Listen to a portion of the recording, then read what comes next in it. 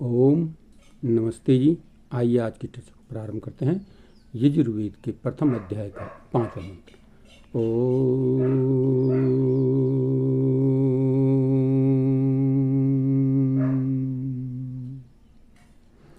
अग्नेवर्तपति वर्तं चरिष्यामि तच्छकेयं तन्मे राध्यताम् इदम् अहम नर्तात् सत्यमुपैमि।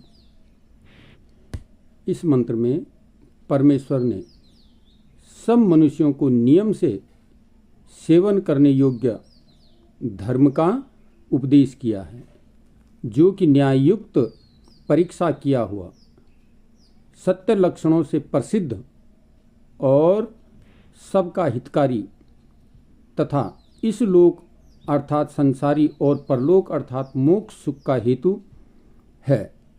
यही सबका आचरण करने योग्य है और उससे विरुद्ध जो कि अधर्म कहाता है वह किसी को ग्रहण करने योग्य नहीं है, कभी नहीं हो सकता, क्योंकि सर्वत्र उसी का त्याग करना है। इसी प्रकार हमको भी प्रतिज्ञा करनी चाहिए कि परमेश्वर, हम लोग वेदों में आपके प्रकाशित किए हुए सत्य धर्म का ही आचरण करें, धर्म सत्य का ही पालन करें।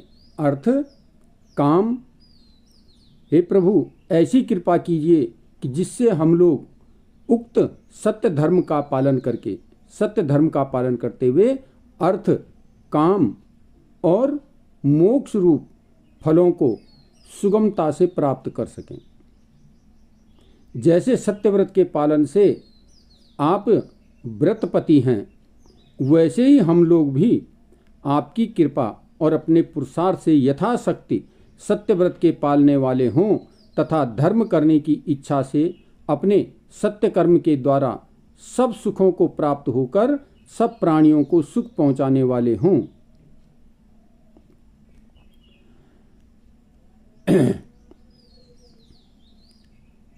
ऐसी इच्छा सब मनुष्यों को करनी चाहिए। इस प्रकार से सब मनुष्यों की इस प्रकार से इच्छा करनी चाहिए। कहते हैं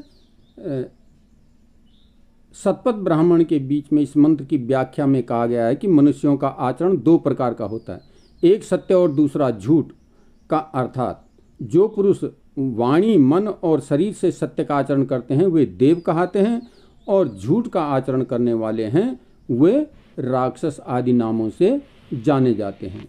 तो बहुत सुंदर चर्चा इस मंत्र में आई है कि हम सत्य का अनुसरण करें, सत्य का व्रत लें, परमपिता